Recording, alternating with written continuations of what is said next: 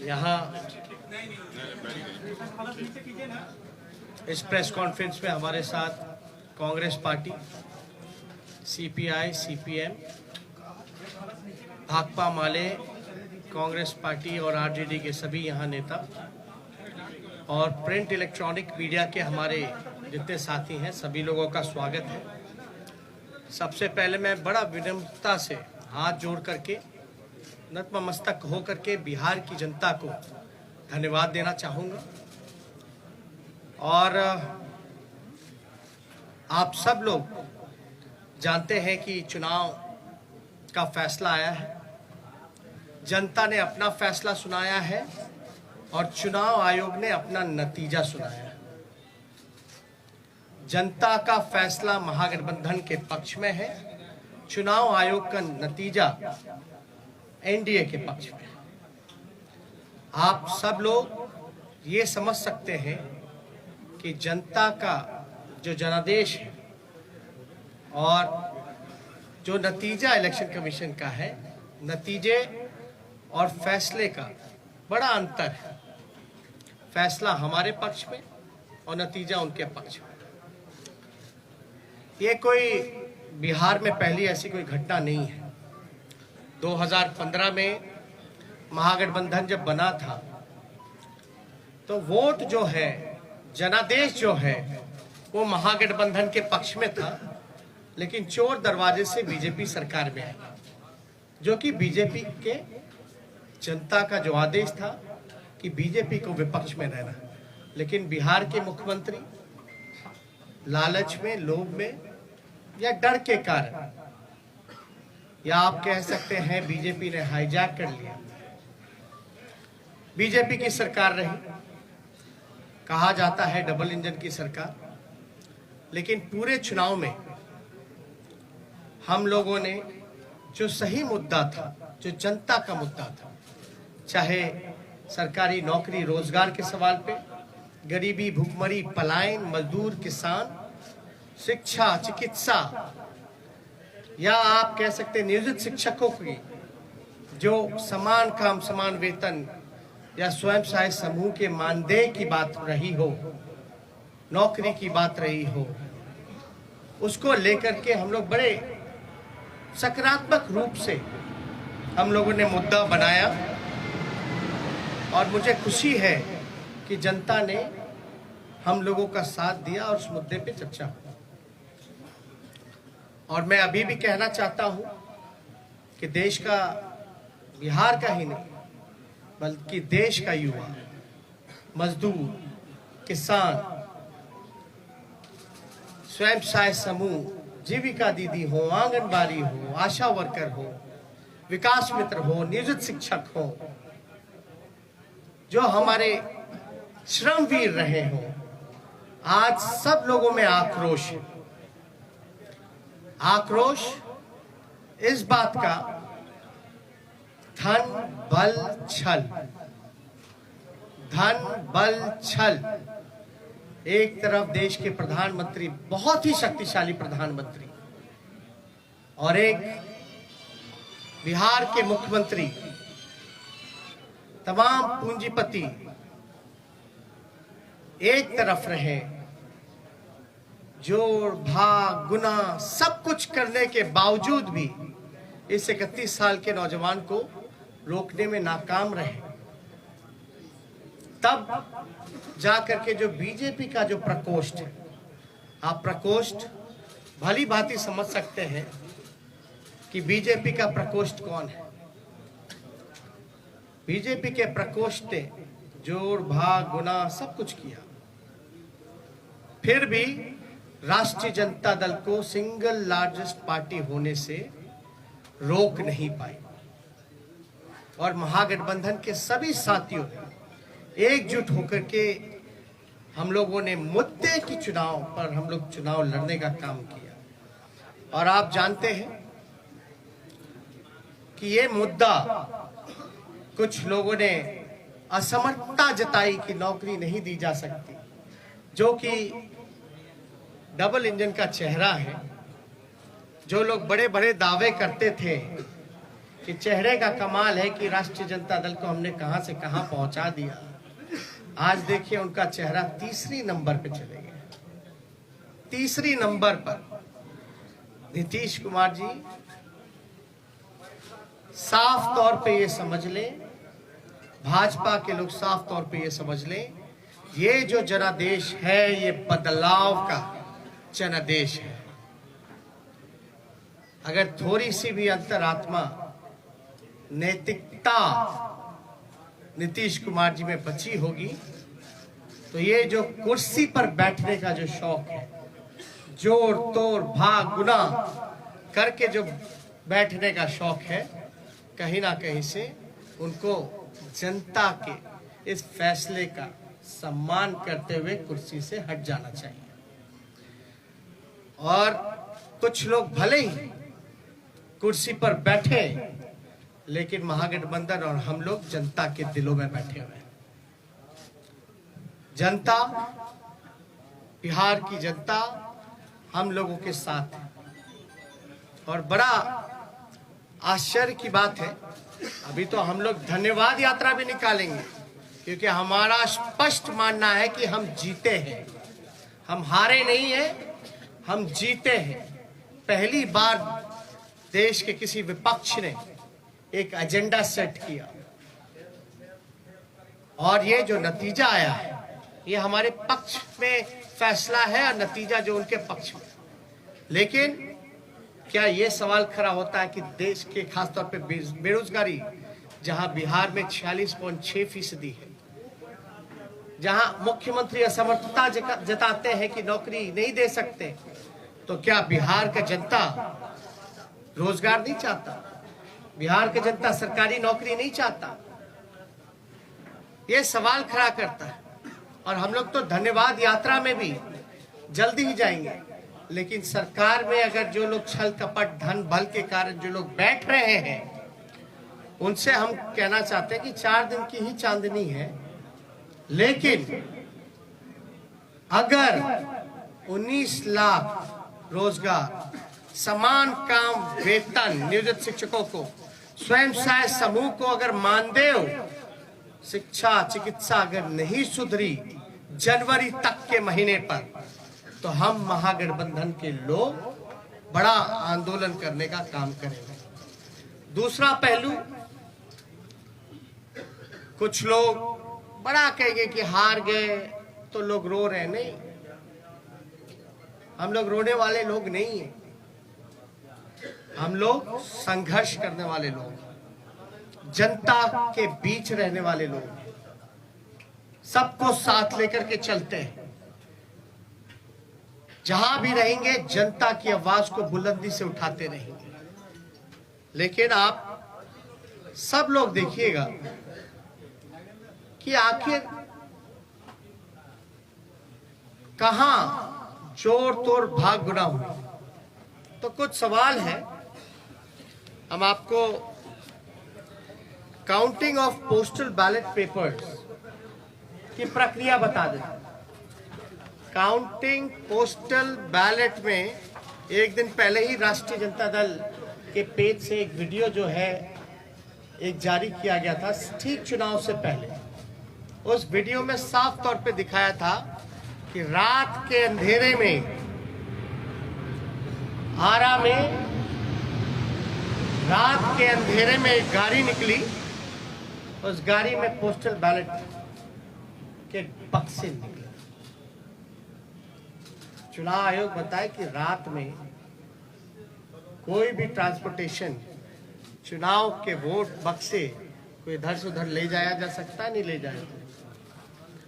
और अगर आप इन्हीं के लॉस की बात करें इलेक्शन कमीशन का कि क्या प्रोसीजर होना चाहिए, counting of postal ballets paper 15.15.4 इनका पॉइंट है, उन्हीं का इलेक्शन कमीशन का। As per the requirement of Rule 54A of CE Rules 1961, the postal ballot shall be taken up for counting first at the returning officer's table. मतलब postal ballot की गिनती जो है उसकी प्रक्रिया पहले होनी चाहिए। साफ तौर पे इसमें लिखा है। और under the law rule 54A of the conduct of the election rules 1961, the postal ballot papers are to be counted first. It is clarified further that it is not necessary to wait for the counting of postal ballots to be completed before counting of votes recorded in EVM starts. मतलब आपको जरूरी नहीं आप इंतजार कर सके, आपको प्रक्रिया जो है समांतरण शुरू कर देनी चाहिए। वोटों की, पोस्टल बैलेट की वोटों की गिनती पहले ही शुरू कर देनी चाहिए। ये मेरा नहीं है, ये तो चुनाव आयोग का है। After a gap of 30 minutes from the commencement of counting of postal ballot papers, the counting votes of EVM can start. 30 minute के बाद आप ईवीएम की जो प्रक्रिया है वो चालू कर सकते हैं। Counting of postal ballot papers shall be done at returning officers table. All postal ballot papers received by returning officer should be brought before him, her.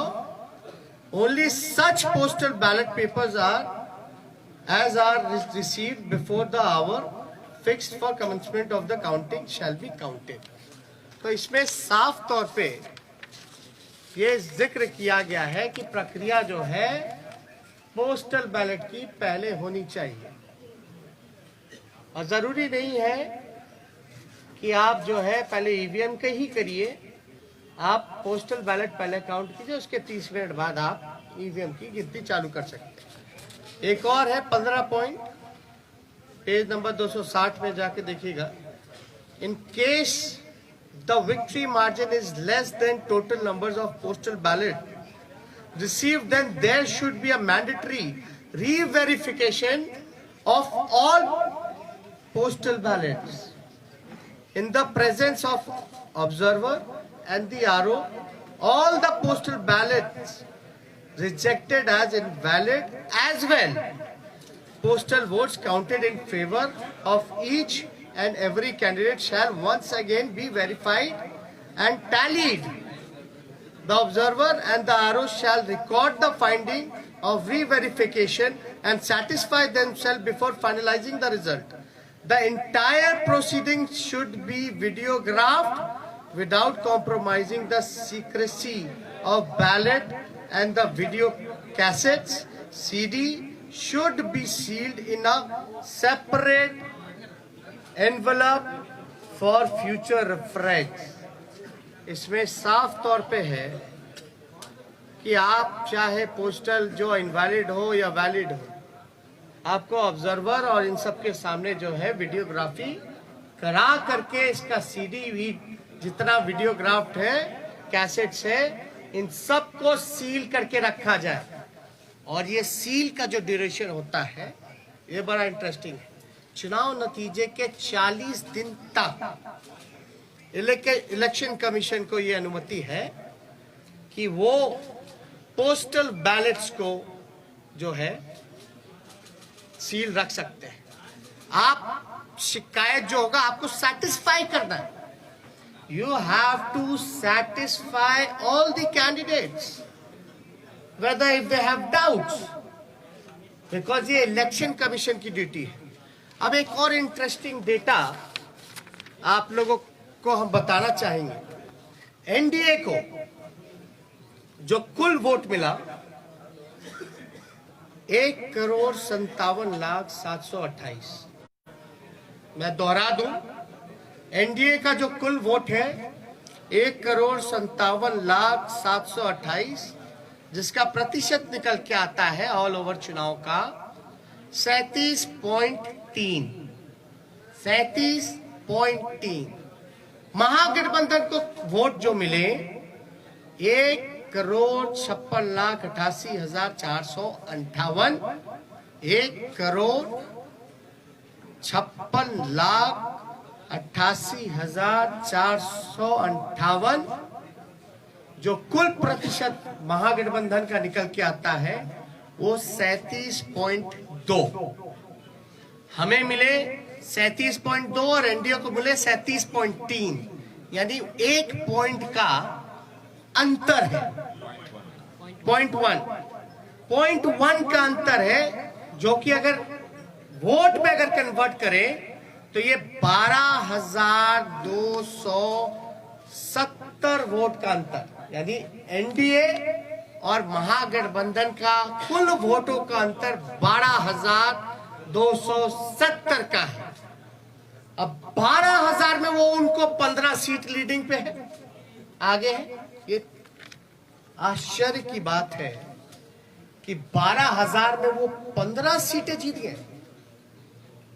और याद कीजिएगा, अद्भुत आंकड़ा हम आपको और भी देंगे कि पोस्टल बैलेट्स वोट कौन देता है? जो सर्विस में है, ज्यादातर शिक्षक लोग हैं जो कि एजुकेटेड हैं, वो लोग हैं जो जागरूक लोग हैं, जो जानते हैं कि वो पोस्टल से भी मतदान कर सकते हैं। और कई लोग ऐसे होंगे जो कई बार पोस्टल से मतदान किया गया होगा, एनवलप में करते हैं, बैलेट पे करते हैं। यानी जो जागरूक व्यक्ति है वही ये काम कर सकता है। आप एक पोस्टल को आप रिजेक्ट कर देते हैं, एक रिजेक्ट समझ में आता है, 10 रिजेक्ट समझ में आता है, 50 रिजेक्ट समझ में आता है। आप 900 पोस्टल वोट रद्द कर रहे हैं,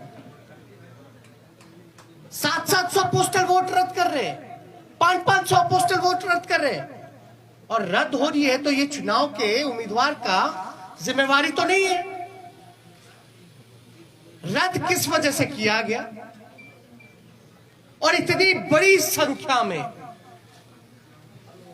रद्द क्यों हुआ? जब हमारे कैंडिडेट्स ने जब मांगा रिटर्न में आरओ से कि लिखित में दीजिए कि आपने रद्द क्यों किया, आरओ की जिम्मेदारी है कि वो कैंडिडेट्स को सेटिस्फाई करे, जो कि हमने आपको गाइडलाइन में बताया। और किससे पूछ करके इलेक्शन कमीशन ने गिनती जो है लास्ट में पोस्टल का किया और रद्द करने का काम किया? पहले क्यों नहीं काउंटिंग कराई गई? किसके दबाव में? अगर जहां भी पोस्टल अगर बाद में काउंट हुए हैं तो हमारी मांग है, क्योंकि 40 दिन तक सील्ड रहता है, रिकॉर्डेड होने चाहिए, वीडियोग्राफी लाइए, वैलिड इनवैलिड बैलेट पेपर्स को सामने रखिए और रिकाउंटिंग कराया जाए। ये हमारे महागठबंधन लोगों की मांग है, उस पर रिकाउंटिंग कराया जाए। हमारी जो हार हुई 17 वोट से, 12 वोट से, 50 वोट से, 70 वोट से, 100 वोट से, 150 वोट से, लगभग 20 सीटों को हराया गया। ये कौन जवाब देगा? ये लोग बोलते रहे रोए रोए, लेकिन मेरा सवाल जायज है। चुनौती देता हूं बिहार के मुख्यमंत्री को, जो चोर दरवाजे से सत्ता हथियाना चाहते हैं, सत्ताधारियों को, कि पोस्टिंग पोल, एक सवाल का जवाब दे कि पोस्टिंग जो हुआ है बैलेट का, पोल जो हुआ है वो पहले होना चाहिए या बाद में होना चाहिए? वही लोग बताएं। मेरा सवाल, अब बाद में हुआ तो किसकी गलती है? बस इतना सा मामूली सा सिंपल आंसर हम जानना चाहते हैं कि आप जो गाइडलाइंस है चुनाव आयोग का, साफ तौर पे इस पे लिखा हुआ है, इस पे साफ तौर पे लिखा है 15.15.4 counting of postal ballot papers, इस पे साफ तौर पे लिखा है। बताएं अगर काउंटिंग कराने में क्यों नहीं करा रहे भाई? हम लोगों के कैंडिडेट डिमांड करते रह गए, लेकिन हमारी बात को सुना नहीं गया, हमारे उम्मीदवारों को सुना नहीं गया। लास्ट में कई जगह तो ऐसा हुआ, राघोपुर का ही हम बता दें, राघोपुर का हम अपना बता दें, 3 बजे तक प्रक्रिया पूरी कर ली गई, रात के 11 बजे सर्टिफिकेट मिल रहा, 11 बजे। मेरा तो 37,000 का डिफरेंस था, लेकिन जहां कम मार्जिन, जहां हम जीत रहे थे, वहां पोस्टल बैलेट 900 संख्या में, तो आप कराते क्यों भैया? जब रद्द ही करना है तो पोस्टल पे काउंट ही मत कर, वोट ही मत कराइए। अगर पोस्टल का अगर कोई वैल्यू नहीं है, रद्द ही करना है, तो आप वोट क्यों कराते हैं? काउंटिंग प्रक्रिया में क्यों जोड़ते हैं? या तो रिकाउंटिंग कराइए, आपके पास तो पूरा दस्तावेज, सब दूध का दूध, पानी का पानी हो जाएगा, पता चल जाएगा कौन किसके दबाव में काम कर रहा है, किसके इशारे पे काम कर रहा है। तो ये कई जगह तो सर्टिफिकेट दे करके छीनने का प्रयास किया गया। अब आप बताइए, हम सबूत कहां से लाए? ना मोबाइल ले जाने दिया जाता है, मोबाइल ले जाने दिया जाता तो सब पता चल जाता, ना किसी को प्रवेश किया करने दिया जाता है। हमको तो छोड़ दी, मीडिया के लोगों को भी प्रवेश नहीं करने दिया जाता है, और लोग कह रहे हैं कि सबूत ला। कहां से लाए सबूत? सबूत तो वहीं से आएगा ना जब आप इसकी रिकॉर्डिंग निकालिएगा, सीसीटीवी की, वीडियोग्राफी की। बैलेट इनवैलिड जो क्यों निकाल के दिखाओ ना जनता को। क्या जिनका रद्द किया गया वोट, क्या तो आप वोटर मानते ही नहीं है? अगर रद्द हुआ तो क्या प्रक्रिया है कि वो फिर से पुनः मतदान करे? चुनाव आयोग के लिए तो एक एक वोट का महत्व है ना। लोकतंत्र में आप 900 वोट पोस्टल बैलेट का रद्द कर दीजिएगा एक कॉन्स्टिट्यूएंसी में, और वो भी एजुकेटेड जागरूक वोटर्स का, जो सर्विस में है, उनके वोट के मान नहीं होगा, तो भाई सवाल तो बनता है। क्योंकि ये लोकतंत्र बचाने की लड़ाई है, और लोकतंत्र कैसे बचे? और एक वोट से हार भी होती है, जीत भी होती है। लेकिन आप देख रहे होंगे ना, चेहरे का चमक कहां चला गया? तीसरे नंबर पर। अब तक सामने नहीं आए, फिर क्वारंटाइन हो गया, फिर क्वारंटाइन हो गया। अरे भैया, अंतरात्मा जगाइए। नैतिकता, सिद्धांत, नीति, विचार सब धूमिल आपने कर लिया। अब आपने तो खुद कहा संन्यास लेने की बात। संन्यास लेने का काम कर रहे हैं तो कम से कम आखिरी के क्षण दिनों में काली अपने मुंह पे मत पुतवा करके जाइए। काली अपने मुंह पर या जनता का हाय लेकर के अपने राजनीतिक सफर का अंत मत कीजिए नीतीश जी। अंतरात्मा जगाइए। इसलिए हम सब लोगों को लगा कि ये प्रेस कॉन्फ्रेंस करना, और मैं पुनः बिहार को धन्यवाद दूंगा, धन्यवाद यात्रा करूंगा। भले ही छल कपट से कुर्सी पे ना बैठ पाए, लेकिन जो लोगों ने अपने दिलों में बैठाया है, इसके लिए हम जरूर जनता को धन्यवाद देंगे। और हमारा मानना है महागठबंधन की जीत हुई है, डबल इंजन की हार हुई है, जनता हमारे साथ है। और कुछ प्रकोष्ठ के लोग जो नतीजा, फैसला नहीं, जिन्होंने नतीजा सुनाया है, वो भी तो किसी के दबाव में काम कर। तो इसलिए ज्यादा कुछ ना कह के, अगर आप लोगों का कोई सवाल हो तो उसका जवाब देना चाहिए। एक मिनट, सवाल बहुत संगठित तरीके से पूछेगा, एक पर एक। हाँ, आप पूछिए। क्या महागठबंधन बिहार में फिर से सरकार बनाने की कोई कोशिश करेगी? कहीं से उम्मीद वैसी है, या फिर और कोई आंकड़ों के द्वारा सरकार बनाने की कोई कोशिश होगी? देखिए, हमने साफ तौर पे बोला, ये मैंडेट जो है बदलाव का मैंडेट है। ये जनादेश जनता ने बदलाव के लिए दिया। तो जो लोग बदलाव के साथ हैं, इस चीजों को समझेंगे तो जरूर वो अपना फैसला लेंगे। क्या आरजेडी इस कोशिश में है कि जो छोटे दल को साथ में लिया जाए? अभी आपको हमने तो साफ तौर पे बोला कि ये जनादेश जो है बदलाव का है। ये उनके ऊपर है कि वो जनता के साथ, इस फैसले के साथ रहते हैं नहीं रहते। इधर से एक सवाल। तेजस्वी जी, कांग्रेस को 70 सीटें आरजेडी ने दी, महागठबंधन में 70 सीटें मिली, 19 सीटें वो केवल जीते। उनके ही नेता कह रहे हैं कि हमारी वजह से तेजस्वी की सरकार नहीं बन पाई। आपका क्या रिएक्शन है इस पर? क्या आपको मलाल है कि आपने कांग्रेस को 70 सीटें दे दी? पहली बात, महागठबंधन हम लोग मजबूती के साथ चुनाव लड़े। हम लोग एक दूसरे के साथ मजबूती के साथ खड़े हैं। कौन क्या कहता है ये विश्लेषण का समय नहीं है। अभी जो बात है, ये समय है कि हमको जो हराने का प्रयास किया जा रहा है, जो हमने सिंपल सा सवाल पूछा है कि जो रद्द हुए हैं क्यों हुए हैं, प्रक्रिया उसकी शुरुआत की थी, अंत में आपने ये क्यों किया, आपने रिटर्न में लिख करके क्यों नहीं दिया। मेरा अभी भी मानना है कि लगभग ऐसे 20 सीटें जो हैं हम लोगों को हराया गया है। एक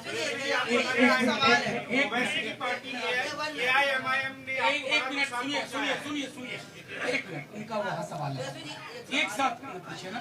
सवाल ये है कि 119 के आंकड़ों तक आपने छुआ, फिर 108 हो जाता है, फिर 110 पे उसको कर दिया जाता है। चुनाव आयोग 5 घंटे इतने में उलझा के रखता है, इसको लेकर क्या कहना है? और कहीं ना कहीं ओवैसी ने आपको जो है एक तरह से देखा जाए तो नुकसान पहुंचाया।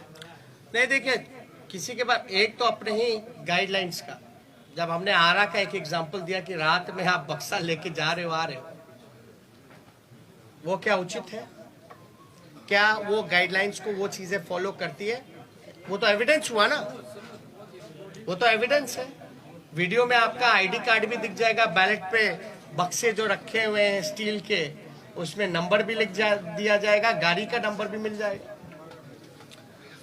तो उसमें हम तो स्पष्ट रूप से मान रहे हैं कि हमको तो कम से कम 130 सीटें महागठबंधन को मिली है।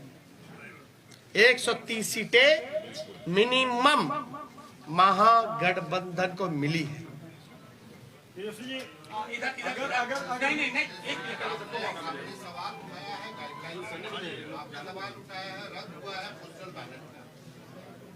गठबंधन आज की तारीख में जब सरकार नहीं बनी है बिहार में, अभी तक फॉर्मल नहीं हुआ है, गठबंधन इलेक्शन कमीशन को डॉक में लेने के लिए, you are putting the election commission on the dock. I have been asking simple question to release, to satisfy the candidates whatever their queries has. That's it. If they will not satisfy the candidates, then we might go to the court. और sir, आपको लगता है कि Owaisi party AIMIM ने आपको बड़ा नुकसान पहुंचाया है, खासकर अगर सीमांचल की बात करें? और क्या महिला मतदाताओं का रुझान इस बार भी आपके पक्ष में नहीं आया है क्या? ये बहुत ही अच्छा सवाल। हम तो कह रहे हैं हम 130 सीट जीते हुए हैं, हम तो बहुमत में आ गए, हम तो बोल रहे हैं कहां नुकसान पहुंचाया। दूसरी बात, साइलेंट वोटर्स, ये साइलेंट वोटर्स है कि इनविजिबल वोटर्स है? और साइलेंट वोटर क्या बोल रहा है? आप लोगों को कौन बोल दिया कि साइलेंट वोटर ने एनडीए को वोट दिया? हम तो जानना चाहते हैं। तब तो साइलेंट वोटर रहा ही नहीं ना। जब प्रधानमंत्री जी साइलेंट वोटर का जिक्र कर रहे हैं, उनके पर तो लोग बड़ा वोकल होते थे, अब साइलेंट हो गए। और साइलेंट हो गए तो प्रधानमंत्री जी को कान में जाके बोल दिया गया। जब बोल ही दिया तो साइलेंट कहां रह गए? ये साइलेंट वोटर थे ही नहीं, ये साइलेंट वही है जो इनविजिबल वोटर है, जो कि बीजेपी के प्रकोष्ठ है।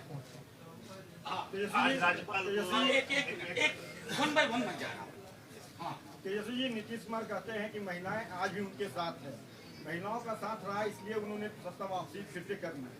दूसरी बात, आप कह रहे हैं कि हमारे साथ अन्याय हुआ है, तो क्या न्याय पाने के लिए कोर्ट का दरवाजा खटखटाएंगे, सुप्रीम कोर्ट, हाईकोर्ट जाएंगे आप लोग? देखिए, कौन किसके साथ है, कहां किसके साथ है, हा? लेकिन हमारे आंकड़े के हिसाब से जो कैंडिडेट वहां रहे, हम तो 130 पे हैं। हम तो ये कह रहे बिहार की जनता हमारे साथ है। आप क्यों जोड़ गुना भाग करा करके आप सरकार हथियाना चाहते हो? पहली बात, महिलाओं की जहां तक बात आएगी, तो जब सरकारी नौकरी मिलता है तो उसमें महिलाएं नहीं है? आप देखिएगा, महंगाई इतनी बढ़ गई तो क्या महिलाओं के किचन को इफेक्ट नहीं किया? सिलेंडर का दाम क्या है? घर का बिजली बिहार में सबसे महंगा है, क्या वो महिलाओं को असर नहीं करता है? ये महिला को अगर पहले नुकसान होता था अगर शराब का, घर का पैसे का, तो 200 रुपए का, आज नीतीश कुमार जी की वजह से जो ब्लैक मार्केट बन गया है वही 200 रुपए से ज्यादा 500 रुपए का घाटा हो रहा है महिलाओं को। तो कहां से उनके साथ महिलाएं भाई? ये सब केवल एक स्क्रिप्टेड प्रोपेगेंडा चलाया गया है, और जो कि इस इलेक्शन में ये जितने स्क्रिप्टेड प्रोपेगेंडा चलाने की कोशिश की गई, अरे आपने तो देखा इस चुनाव में इतने शक्तिशाली पीएम हो, मुख्यमंत्री हो, अब शब्द भी मेरे को कहा, मेरे परिवार को कहा, फिर भी हम आशीर्वचन के तौर पे हमने चुनाव लड़ा। तो कहां से आपका? देखिए सिंपल, मैं तो सत्ता में बैठे लोगों से भी पूछना चाहता हूं कि आप बताइए प्रोसीजर क्या है पोस्टल का, गिनती की क्या प्रक्रिया है, क्या वो फॉलो हुई है नहीं हुई है? अगर हुई नहीं हुई जो भी छोड़िए अलग बात, या हमारे जो उम्मीदवार रहे अगर वो कोई क्वेरी इलेक्शन कमीशन को उस समय पूछ रहे थे तो उस समय इनकार क्यों किया गया, लिखित तौर पे क्यों नहीं दिया गया? और अब हम सभी उम्मीदवार जो है लिख करके इलेक्शन कमीशन को भेज रहे हैं, और हमको तो सीडी भी चाहिए, वीडियोग्राफी भी देखना है। इससे पहले कि मैं अगला सवाल तेजस्वी जी के लिए लूं, मैं एक चीज और उसमें जोड़ देना चाहता हूं। इस बार सबसे बड़ा पोस्टल बैलेट का आधार था नियोजित शिक्षकों की। बिहार सरकार और उसकी मुखिया को मालूम था कि ये पूरी की पूरी नियोजित शिक्षकों का समुदाय शिफ्ट कर गया है, इसलिए इनवैलिड करने की कोशिश हुई, और वो सब चीजें हम एविडेंस के तौर पर मांगेंगे और इनके जीते हुए लोग हारेंगे। और एक बात, इनवैलिड करने का कारण जो हमको संदेह है ये है कि पोस्टल की जितनी भी काउंटिंग हुई है, एज एन एग्जाम्पल राघोपुर अगर लेते हैं, मेरे क्षेत्र का लीजिएगा, जहां हम 37,000 से चुनाव जीते, जहां हम अच्छे से चुनाव जीते हैं, वहां भी पोस्टल में हम जीते हुए हैं लगभग 3 गुना ज्यादा से। एक एग्जाम्पल अगर रूनी सैदपुर का लीजिएगा सीतामढ़ी का, तो वहां लगभग जो है 15 से 20,000 वोटों से हारे हैं, 25,000 से हारे हैं, लेकिन वो हारे हुए 15 से 20,000 क्षेत्रों में भी पोस्टल में एक तरफा हम लोग लीडिंग किए। यानी पोस्टल में जो मनोज झा जी ने कहा कि ज्यादातर पढ़े लिखे लोग शिक्षकों का, नियोजित शिक्षकों का रहा है, जिन मुद्दों के साथ हम समान काम समान वेतन दिलाने की जो बात कही थी, हमारे पक्ष में वो वोट मिले जिसको रद्द किया गया। और ध्यान से, आरा वाला भी पोस्टल बैलेट का ही बक्सा था रात का, तो एक जगह का पकड़ाया, लेकिन रात के अंधेरे में क्या क्या खेल हुआ, ये तो आंकड़ा जो है हम लोग डिमांड कर रहे हैं आयोग से। एक आखिरी सवाल। एक मिनट। अरे नहीं ऐसे वो हाथ पहले से राजभवन गए थे और उनसे जब सवाल किया गया कि विपक्ष जो आरोप लगा रहा है उस पर क्या कहना है उनका, उन्होंने कहा कि हमने विपक्ष को कहा है। अरे भैया भाई सुनिए, समझ गए आप एक मिनट गवर्नर चुनाव लड़ रहे थे क्या? नहीं, एक मिनट बात सुनिए, गवर्नर चुनाव लड़ रहे थे क्या? चुनाव कौन लड़ रहा था? कैंडिडेट। इस गाइडलाइन में क्या लिखा है इलेक्शन कमीशन का? किसको सेटिस्फाई करता है, गवर्नर को कि कैंडिडेट को? क्या वो सीडी दिखाए क्या? दे मीडिया को दे दे, अरे मीडिया को दे दे, सब देखे ना। Thank you. आपने चिन्हित किए जिसमें गड़बड़ी की गई है, उसमें आपकी कितनी है और कांग्रेस की कितनी है? वो लिस्ट हम लोग दे देंगे, उसमें कोई वो नहीं है। और अब मैं इस प्रेस कॉन्फ्रेंस की समाप्ति की घोषणा करता हूँ। शुक्रिया। क्या महागठबंधन वीआईपी और हम पार्टी के संपर्क में है? लेट से आया। हमने पहले ही इसका जवाब दे दिया है कि ये जनादेश बदलाव का है और फैसला उनको लेना है कि जनता के फैसले के साथ है कि नहीं। शुक्रिया तमाम साथियों।